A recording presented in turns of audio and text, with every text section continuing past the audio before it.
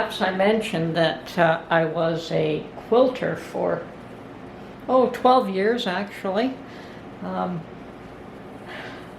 Very committed to learning an art, and I believe I did as well as I could. Certainly I don't consider myself an artist, but certainly worked hard at it. Anyway, this is probably the only quilt that I have left of the ones that I totally stitched by hand, or stitched the 3 layers together by hand. After that I purchased a long arm, and all of my quilting was done by long arm machine after that. So yes, this is one that I have left. I've made many quilts, given many of them away, and I still have a reasonable stash myself. I'm going to pull out a few of them and show them to you. So this is the first one on the list. Turn off the camera for a minute until I set up the second one. Okay, here I have one of my double wedding rings. I made 3 of these. One in the brown tones, one in blue tones, and one in red tones. And this is the only one of the double wedding rings that I have left. And definitely this one was quilted by long arm machine. One of my first attempts at doing trapunto. I certainly got better at it afterwards. But as you can see, there was an attempt there. It's just not as clearly defined as I would have liked. And with double wedding rings, there are numerous ways to do them. Just came up with something. I think I used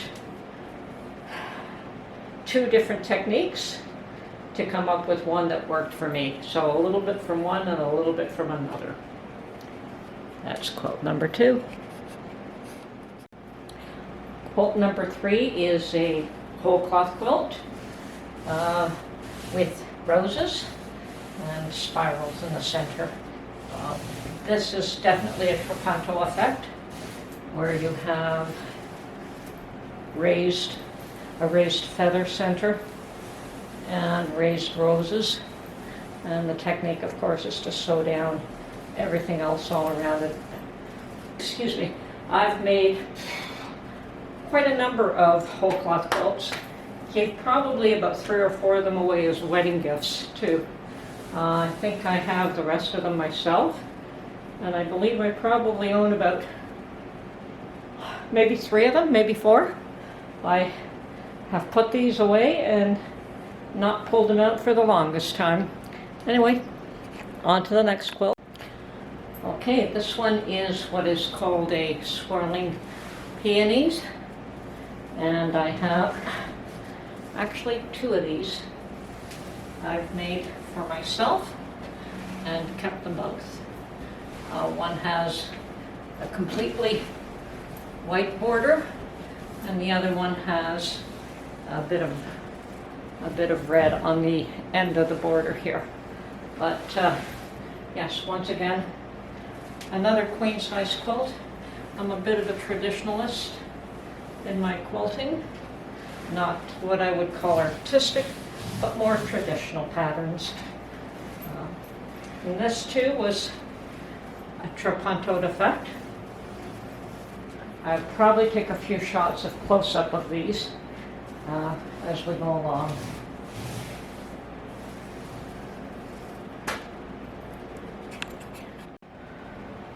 Okay, and this is a small wall hanging quilt that I made, and it's actually made on silk fabric.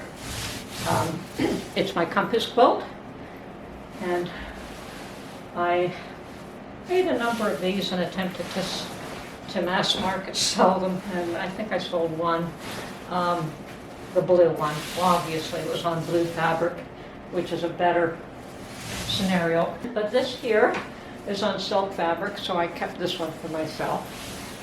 And this is an original design, although I did use patterns created by other artists. The design for this quilt is my own. And then, of course, one of my more interesting and unusual quilts. It is a tree. If you can't tell, I'll pull it up a bit more. Every leaf on this tree is lined and sewn separately and then attached to this quilt. The background is brick wall, although it is done on gray fabric. It is represents a gray wall.